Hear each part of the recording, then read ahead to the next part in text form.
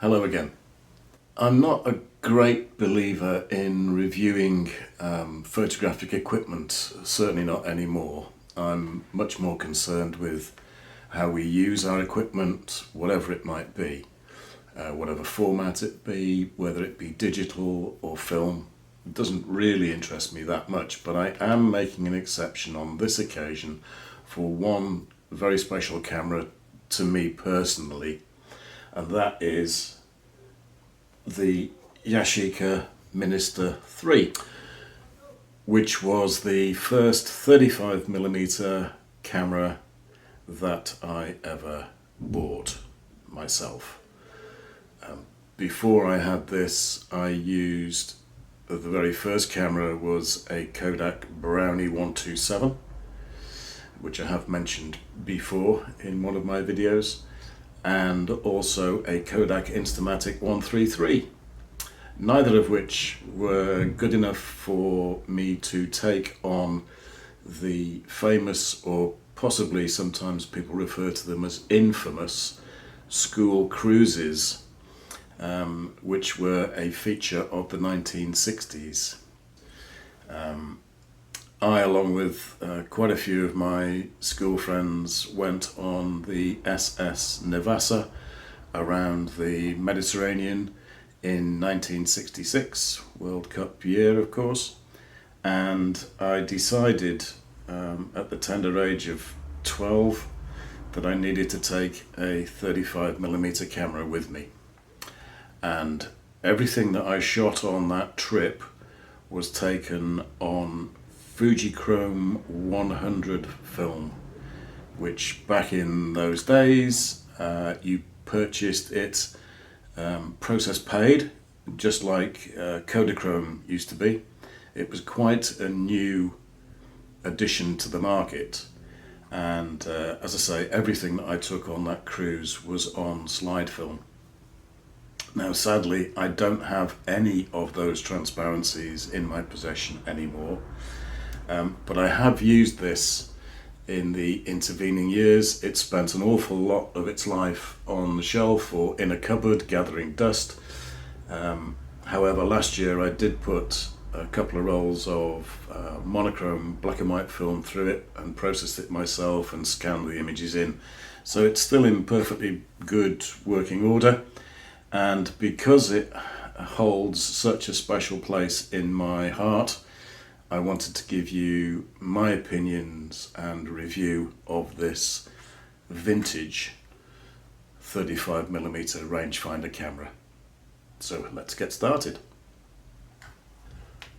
So here we are, the Minister 3, introduced in 1963, is one of the early rangefinder cameras from Yashica.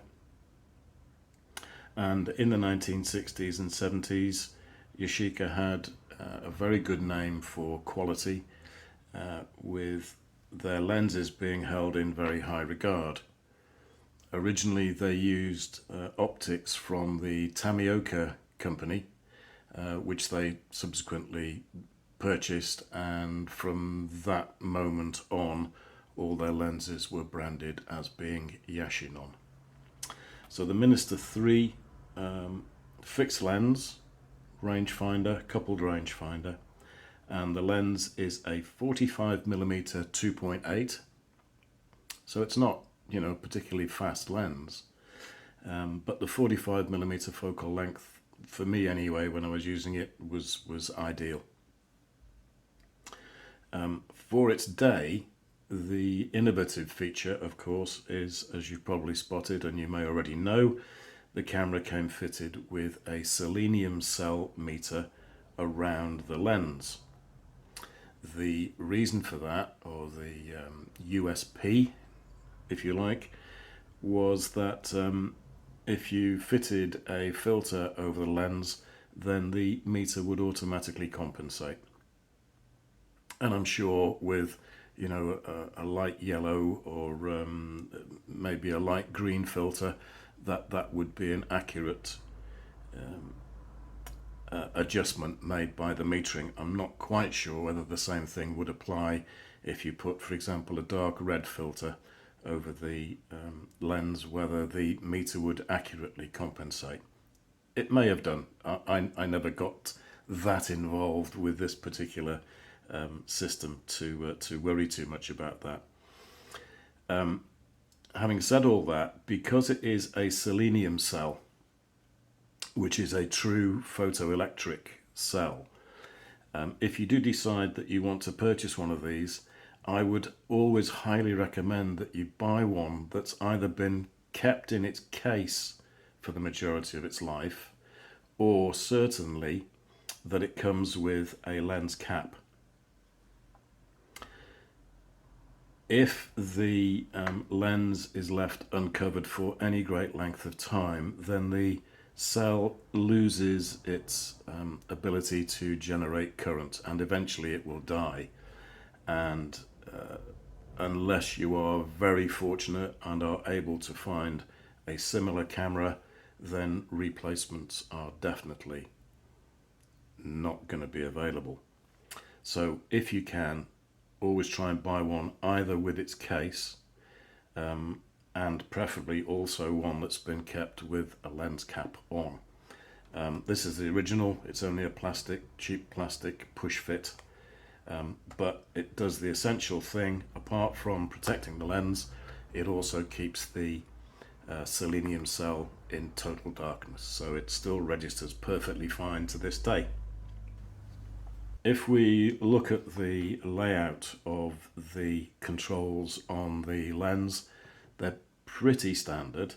The focusing is at the back, a nice big knurled ring which focuses down to less than 3 feet, which is pretty good for a rangefinder camera of this era, and of course it goes to infinity.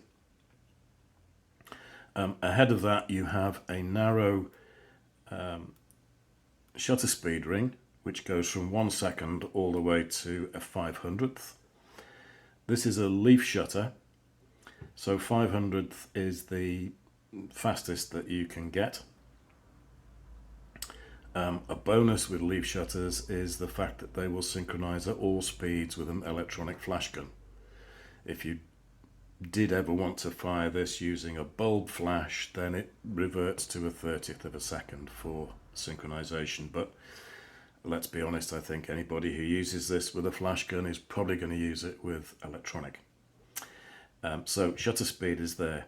And then the ring at the front, which has markings in red and goes from a value of 2 to 18, matches up with the exposure meter readout on the top plate of the camera. Rather than me trust the focusing on the video, I will put in some still images, close-ups of the exposure meter readout. But basically there's a needle which moves here depending on how much light is falling on the lens itself.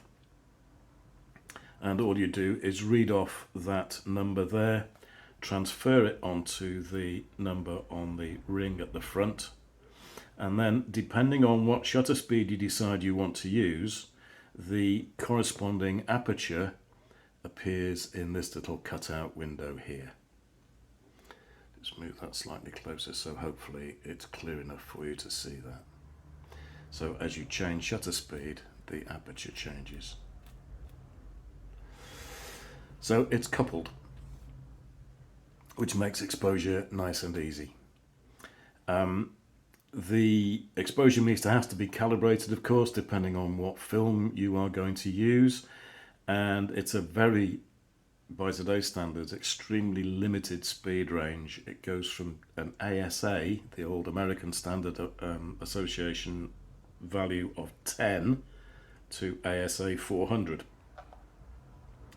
So if you're going to use a 800 or really fast 3200 film, then you're going to have to make some adjustments.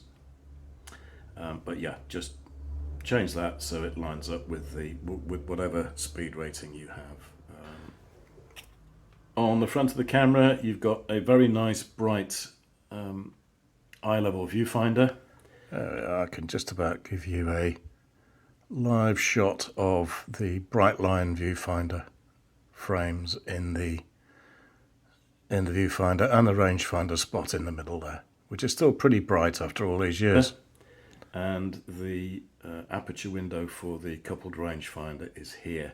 So there's a little bit of separation between the two optics, and a good size eyepiece on the back, so spectacle wearers can actually get away with using this without too much difficulty. And the serial number of the camera is stamped into the top plate here, which is pressed steel. It's nothing fancy. Going back to the top plate, exposure meter exposure meter window we've discussed. You've got a single throw lever wind, which you cannot inch. You have to complete one throw before it will reset. The shutter release button is threaded for the typical cable release, and there is a self-resetting frame counter window on the very end of the camera there. We have the manufacturer's name stamped into the top plate, we have a cold shoe, and we have the rewind crank on the top with the fold-out handle, which you can pull up to release your cartridge when you are going to load or unload the camera. It's got a couple of lugs either side for carrying via a neck strap, and on the left hand end of the camera you've got the flash synchronization X socket there. The covering, I don't believe these were available in anything except chrome. It wasn't until the 1970s that black became a very much more common alternative for cameras, and in particular with Yashicas. The Electro range of cameras, I think, were the first ones that came available in both chrome or black. The covering is not leatherette. I'm not quite sure what this material is, but it's extremely hard wearing, and it hasn't lifted at all over the years. Very, very good good quality, whatever that material is that they're using. The base plate of the camera, pretty straightforward. Good news is that the 1/4 inch tripod bush is exactly where it should be, under the center line of the lens. You have a release button here to release the transport cogs so that you can rewind your film without tearing it to shreds, and you have a simple release catch to open the back of the camera. And then inside the back of the camera, this is the only part of my particular example that is making me wonder whether I ought to actually put another film through it ever again, and that is that the film rails, they do still feel smooth, but there is some tarnishing on there. And it's not rust, it's just some sort of tarnishing that's taken place over the years. I guess if I were to put a film through it, it may get some slight scratches. The pressure plate, of course, if you do decide to, you're in the market for one of these, make sure the pressure plate is nice and smooth and firmly attached. And also, as with any, in particular with any 35mm film camera, do check the foam rubber insert which is in the grooves top and bottom, to make sure that it's not falling to pieces, because over 50-60 years it will degrade and comes out like a powder, and the chances are that if and when that happens, you will get light leaking in, even though the back of the camera is closed. And I think, looking at my worktop here, mine is in that situation, because I've got little black flecks just appearing on the work surface. So I think probably this is going to go back on the shelf and take pride of place in my very small now camera collection, because I really don't think it's going to I don't think it's going to be worth my while to put another roll of film through it. But in terms of its mechanical operation, let me set this to 1 second exposure, and you can hear it beautifully quiet. Really nice. That was a second. You've got B for bulb exposure, so that you can take very long exposure shots if you want to. Doesn't have a T setting, so you would need to use it in combination with a cable release that had a locking mechanism on it if you wanted to do timed exposures as such.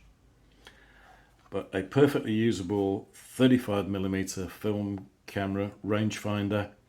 In terms of price, at the moment, as I'm filming this, they are available on a well-known internet auction site for anything between £10 and £50.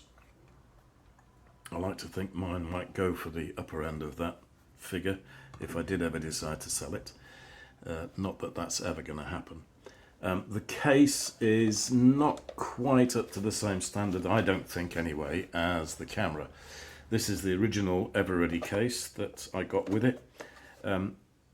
Not leather in the true sense of the word.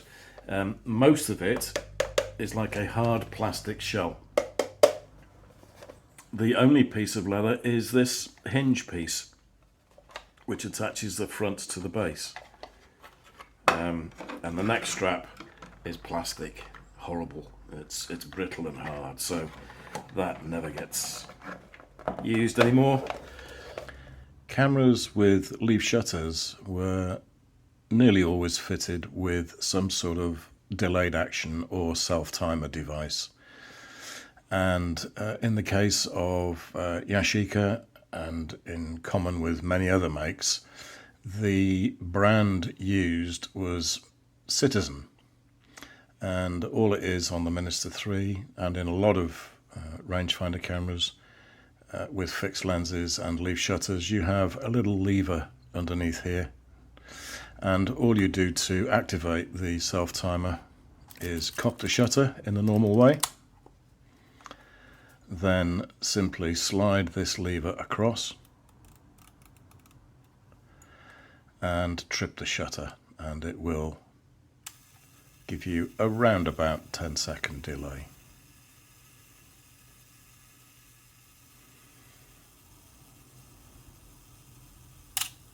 Like so. But they are renowned for being unreliable, and they do tend to jam an awful lot. So if taking selfies or delayed action for long exposure tripod shots is something that's important to you, if you are in the market for one of these, make sure that you check out the self-timer. Delayed action is working properly. Well, there we are. I hope you enjoyed my tour of the Yashica Minister 3. It will forever stay in my possession. I doubt I will put a film through it again, but maybe never say never. It was a great introduction to quality 35mm film photography, and if you are in the market for a not very expensive rangefinder camera with a good lens on it for its time, then I think you'd go a long way to beat a Yashica Minister 3. Hope you've enjoyed the film. Take care, keep taking images, and I'll see you next time. Bye for now.